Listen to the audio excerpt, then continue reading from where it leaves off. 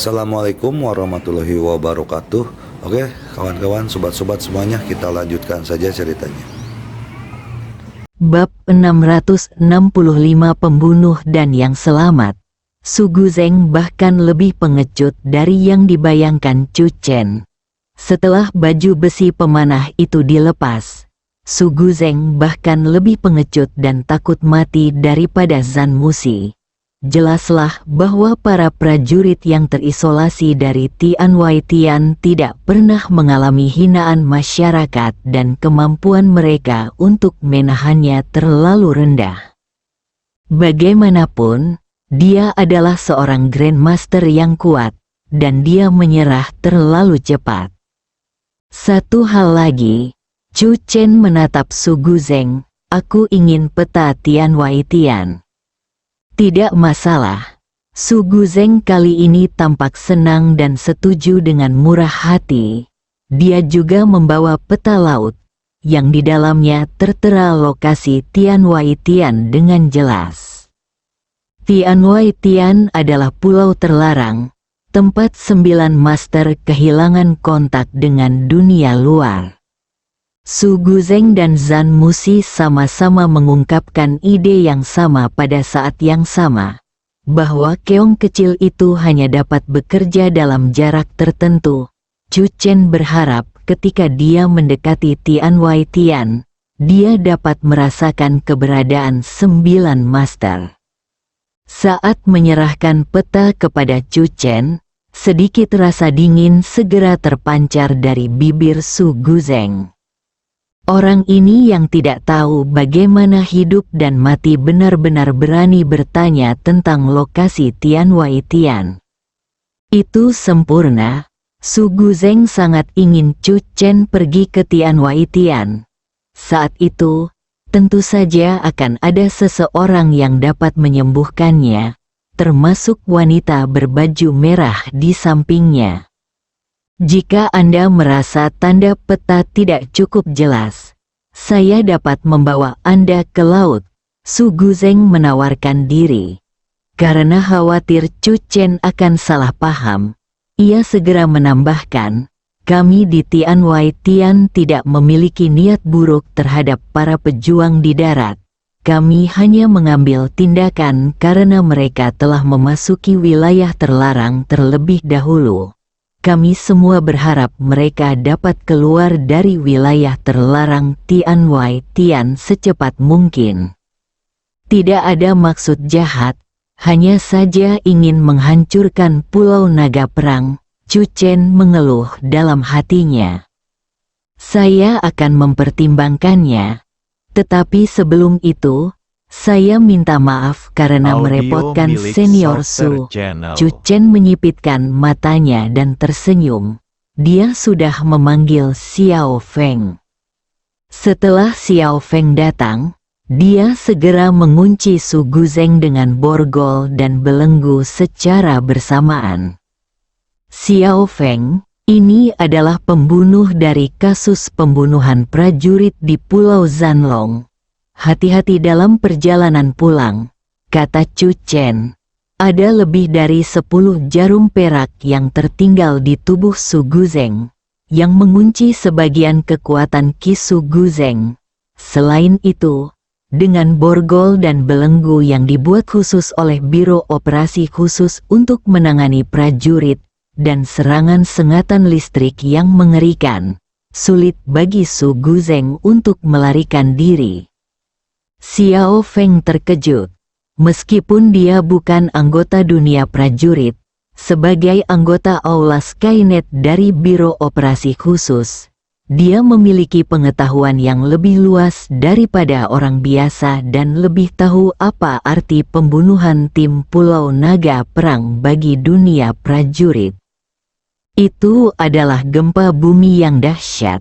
Namun Kapten Chu tetap tenang dan tidak tergesa-gesa, dan segera menangkap si pembunuh.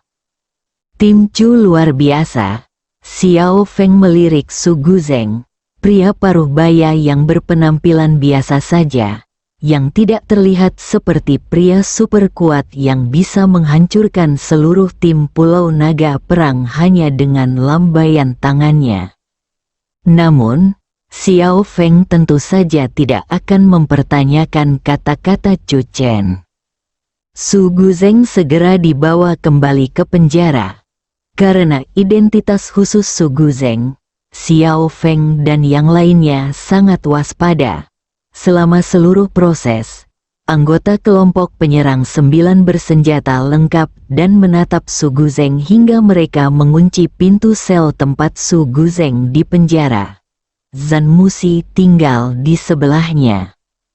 Zhan Musi sedang berbaring di tempat tidur, melirik Xiao Feng dan orang-orang yang lewat. Dia sudah berbaring, tidak tertarik pada apapun. Kapten Chu telah memerintahkan bahwa penjahat ini sangat kejam dan harus dijaga dengan ketat. Jangan biarkan dia secara tidak sengaja berlari ke kamar sebelah. Oh, benar, kamar sebelah adalah Zhan Musi, kan? Satu-satunya yang selamat dari kasus ini sebenarnya di penjara bersama si pembunuh. Mereka tidak akan bertarung. Di dalam sel, Zhan Musi tertegun. Pembunuh, sesaat kemudian, Zhan Musi menggigil seluruh tubuhnya, menatap dinding di sebelahnya dengan pupil mata yang melebar, ekspresi ngeri, lalu segera duduk dari tempat tidur. Tidak mungkin, Zhan Musi berkata dalam hati, dia adalah orang kuat dari Pulau Terlarang. Bagaimana mungkin dia bisa dengan mudah ditangkap oleh Chu Chen? Setelah hening sejenak, Zhan Musi tidak dapat menahan diri untuk tidak berjalan mendekati tembok dan mengetuk beberapa kali. Dia ingin segera menyelesaikan masalah ini. Dari balik tembok, terdengar suara marah. Apa yang kau ketuk? Zhan Musi mengerutkan kening. Dan sebagai seorang pejuang dari Pulau Zanlong, dia menunjukkan harga dirinya. Apa salahnya aku memukulmu? Su Guzeng marah dan mendekati tembok. Coba pukul lagi. Coba saja. Zhan Musi mengetuk beberapa kali berturut-turut sambil menyeringai. Belum lagi orang di sebelahnya tidak mungkin orang kuat dari Pulau Terlarang. Meskipun dia orang kuat, jadi kenapa sekarang mereka semua adalah tawanan? Su Guzeng sangat marah. Sudah cukup buruk bahwa dia dijebak oleh Chu Chen, tetapi sekarang siapapun berani memprovokasi dia. Su Guzeng mengayunkan tinjunya dan membantingnya ke dinding. Ledakan, terjadi guncangan dan getaran.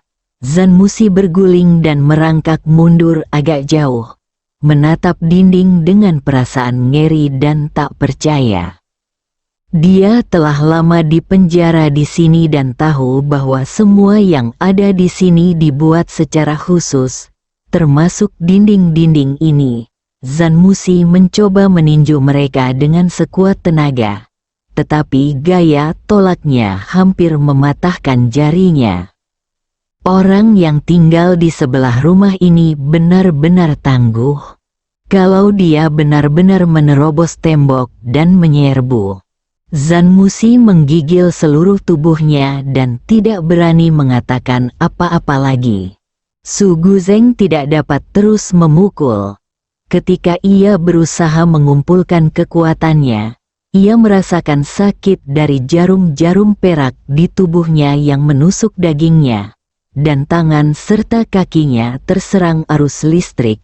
Su Guzeng menjerit dan mundur 2 langkah. Setelah jatuh ke tanah, Su Guzeng tidak dapat menahan diri untuk tidak berteriak. Ia tidak pernah menyangka akan mengalami keadaan yang menyedihkan seperti itu. Sebelum berangkat ke darat, dia diberitahu bahwa kekuatannya saat ini sebanding dengan kekuatan seorang abadi daratan. dan bahwa dia dapat mendominasi seluruh dunia prajurit daratan dan tidak ada seorang pun yang dapat menandinginya. Ketika dia menghancurkan tim Pulau Zanlong, Su Guzeng memang berpikir demikian. Prajurit darat tidak lebih dari itu. Malam ini, Su Guzeng juga pergi memburu Chu Chen dengan maksud mengerjainya. Namun ia tidak pernah menyangka bahwa Chu Chen malah mengerjainya. Chu Chen, tunggu saja. Su Guzeng mengutuk dengan keras. Hari saat kau pergi ke laut untuk mencari surga di balik surga. Hari itu juga kau akan menghadapi pembalasan. Orang-orang kuat di surga di balik surga akan memberitahumu bahwa ada surga di balik surga. Chu Chen tidak tahu tentang kejadian kecil di penjara.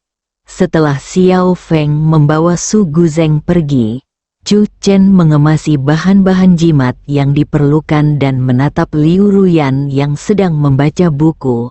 Kakak Liu, hari sudah larut, tolong antar aku kembali.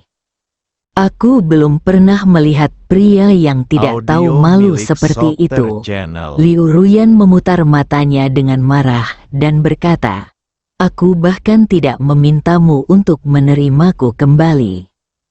Meski begitu, Liu Ruyan tetap mengantar Chu Chen pulang. Di villa kecil, Song Yan sudah beristirahat. Chu Chen duduk di sofa, mengambil keong kecil itu, dan mengamatinya lagi dengan saksama.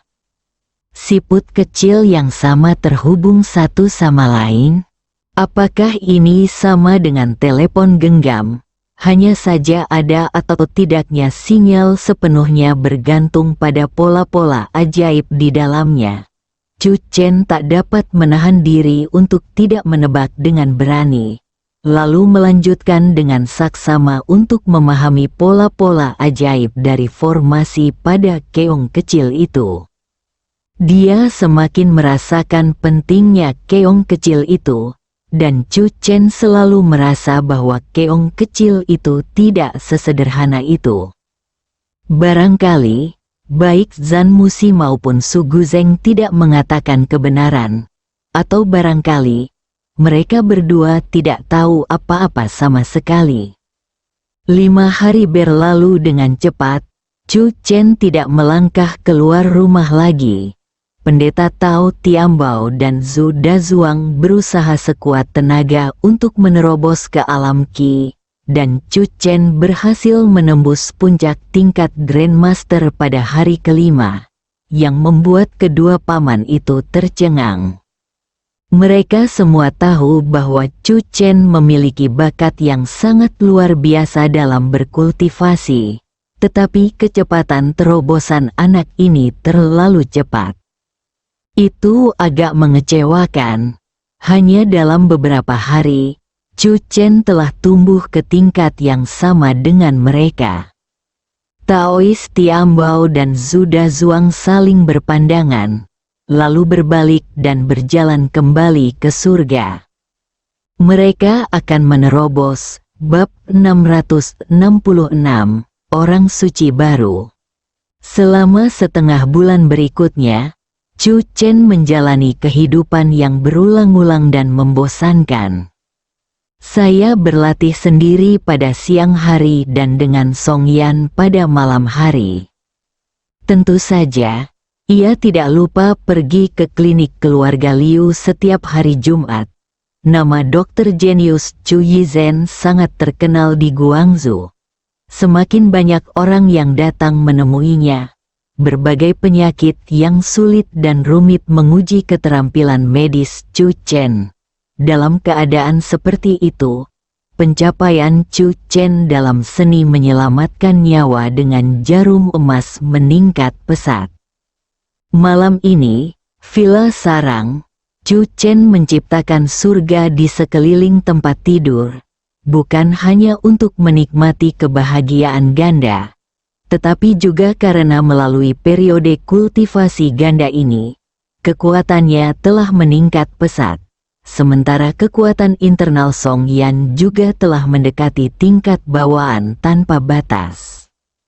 Chu Chen belum mengajarkan Song Yan keterampilan lainnya. Tiba-tiba dia merasa bahwa tidak ada seni bela diri lain yang dapat menandingi keterampilan menjaga kesehatan Tao. Selain latihan pemeliharaan kesehatan Tao, apalagi yang dapat memungkinkan seseorang tanpa dasar seni bela diri untuk mencapai tingkat bawaan dalam waktu sekitar 1 bulan. Tentu saja, meskipun Song Yan belum berlatih bela diri, dia sudah mampu mengendalikan kekuatan dalam tubuhnya dengan mudah. Setelah bercinta secara intens, keduanya tertidur dalam pelukan masing-masing. Perkebunan villa keluarga Song diselimuti kegelapan, dan hanya pada saat inilah ada sedikit rasa dingin khas musim gugur. Di tepi Danau Song, di surga, Pendeta Tao Tiambao duduk bersila dengan punggung tegak dan ekspresinya tenang, seolah-olah dia tenggelam dalam kegelapan. Tiba-tiba, jimat beterbangan di sekelilingnya. Semuanya adalah jimat bermutu tinggi, bersinar terang. Sosok Taois Tiambao tampak diselimuti oleh seberkas cahaya. Sekarang fajar, Chu Chen keluar dari Danau Song dan mendongak melihat Pendeta Tao Tiambao menatapnya sambil tersenyum. Dia segera berjalan mendekat dengan mata sedikit berbinar. Paman Tiambao, apakah kamu sudah berhasil? Pendeta Tao Tiambao tertawa terbahak-bahak, sebuah terobosan. 3 kata ini membawa serta rasa bahagia yang tak tertandingi. Anda tahu, ambil contoh sekte Jiuxuan, ada banyak orang kuat di sekte Jiuxuan. Tetapi selama beberapa dekade terakhir, hanya ada 9 Master Vena yang kuat di alam Qi. Orang-orang lainnya, bahkan jika mereka sangat dekat dengan alam Qi, terjebak di alam Grandmaster karena mereka kekurangan kesempatan dan tempat yang diberkati. Dari latihan, kita dapat mengetahui bahwa tanah suci yang diatur oleh Chu Chen lebih baik daripada tanah suci lainnya di dunia para pendekar. Da Zuang, kamu harus bekerja lebih keras. Pendeta Tao Tiambao berbicara dengan hati-hati. Zhu Da Zuang, Chu Chen menoleh dan melihat Paman Da Zuang berjalan ke arahnya. Ketika Taois Tiambao selesai berbicara, Paman Da Zuang berbalik dan kembali. Dia juga ingin menerobos. Xiao Chen, aku masih harus menyendiri selama beberapa hari ke depan. Buatlah lebih banyak jimat sebelum pergi melaut. Pendeta Tao Tiambao memberi Chu Chen beberapa instruksi dan berjalan menuju ke arah tempat Zhu Da Zuang menyendiri dengan suasana hati yang gembira. Mereka telah bersaing satu sama lain selama bertahun-tahun, dan hari ini dia telah membuat terobosan, jadi tentu saja dia harus pamer. Siang harinya, Chu Chen berangkat ke klinik keluarga Liu. Hari ini hari Jumat lagi. Setelah tiba di klinik keluarga Liu, klinik gratis belum dimulai. Jadi Chu Chen langsung pergi menemui Liu Ruyan dan mengambil beberapa cangkir teh peri 100 bunga. Setelah berkali-kali mencoba, Chu Chen menemukan bahwa teh peri 100 bunga yang diseduh Liu Ruyan jauh lebih harum daripada yang diseduh Liu Kaihong dan lainnya. Itu jelas bukan ilusi. Tempat minum teh ada di paviliun, dan Liu Manman sedang melukis di dekatnya. Selama kurun waktu terakhir, keterampilan melukis Liu Manman telah meningkat pesat. Dan pada dasarnya ia telah menguasai gaya melukis 2 keabadian. Chu Chen melirik Gu Qin di sebelahnya. dan dia ingin sekali mencoba memainkannya. Dia berjalan mendekat dan meletakkan 10 jarinya pada senar. Tak lama kemudian, alunan musik yang cepat dan merdu terdengar seperti aliran awan dan air. Liu Manman tiba-tiba menghentikan apa yang sedang dilakukannya dan menatap Chu Chen.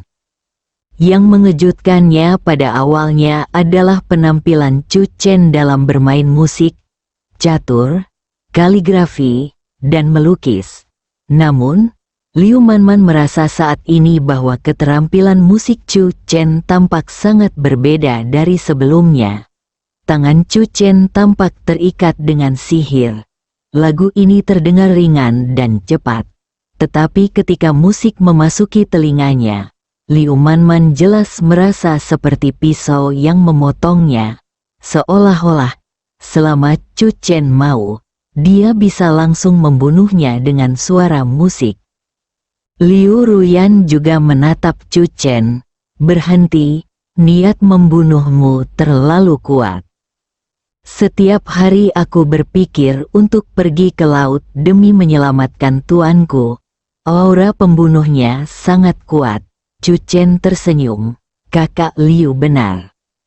Selama periode ini, program pelatihan khusus Zhu Dazuang untuk Yu Chu Chen merupakan langkah yang mematikan. Berbagai gerakan pembunuh musikal. Setelah pergi ke laut, Chu Chen akan menghadapi makhluk kuat misterius dari luar angkasa, dan ia harus meningkatkan efektivitas tempurnya semaksimal mungkin. Chu Chen, kau sudah di sini. Suara Liu Qianqian terdengar dari kejauhan. Ia berjalan cepat dan tampak sangat gembira. Aku sudah selesai mempelajari bagian tengah sutra hati Raja Racun. Liu Qianqian berjalan keluar paviliun dan menatap Chu Chen dengan penuh semangat. Sudah kubilang 2 hari yang lalu. Saya siap. Chu Chen mengeluarkan buku-buku yang telah disiapkan. Liu Qianqian tidak sabar untuk mengambilnya. Melihatnya sekilas, lalu menghela napas lega. Baiklah sekarang, Sutra Hati Beracun. Bagian 2. Liu Qianqian sedikit bersemangat, saya akan membaca buku. Setelah berkata demikian, dia berbalik dan pergi tanpa ragu-ragu. Liu Ruyan menuangkan secangkir teh untuk Chu Chen. Bagaimana situasi di luar negeri? Chu Chen menggelengkan kepalanya, tidak jelas. Dalam setengah bulan terakhir, Biro Operasi Khusus mengirim orang ke laut, tetapi sulit untuk mendekati wilayah pasukan luar negeri, terutama Pulau Zanlong yang telah diduduki oleh Tian Waitian. Adapun Tian Waitian yang misterius, bahkan lebih sulit ditemukan. Chu Chen tidak tahu bagaimana situasi terkini di laut. Keong kecil itu juga tidak melakukan gerakan apapun. Apakah ada waktu khusus untuk melaut? Tanya Liu Ruyan.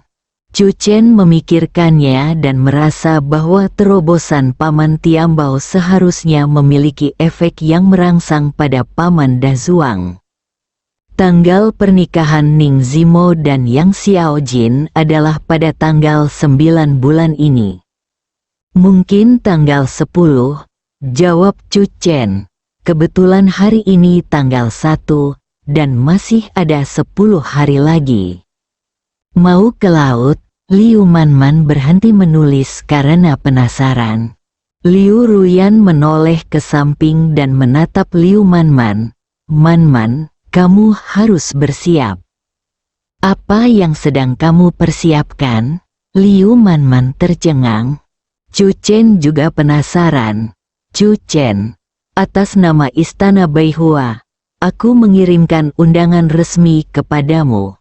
Liu Ruyan berkata sambil tersenyum. 3 hari lagi, Istana Beihua akan secara resmi mengurapi Manman sebagai orang suci yang baru. Pupil mata Liu Manman mengecil dan dia segera berkata, "Bibi, ini adalah warisan Istana Beihua." Liu Ruyan berkata sambil menatap Liu Manman, "Manman, selama bertahun-tahun, kamu telah berkembang secara seimbang dalam segala aspek. Semua orang di Istana Beihua telah melihatnya. Jika kamu dikanonisasi sebagai orang suci baru, semua orang di Istana Beihua pasti tidak akan keberatan." Chu Chen menatap Liu Ruyan dalam-dalam. Dia mengerti maksud Liu Ruyan. Sebelum pergi ke laut, serahkan posisi gadis suci Istana Beihua. Dia mempersiapkan dirinya untuk hal terburuk. Di perairan yang tidak dikenal, Anda bisa jatuh kapan saja dan tidak akan pernah kembali. Selamat, Manman. Chu Chen tersenyum. Mulai sekarang, Istana Beihua akan memiliki 2 orang suci pada saat yang sama. Meskipun Suster Liu secara mental sudah siap menghadapi hal terburuk, dia tidak akan pernah setuju. Bersambung.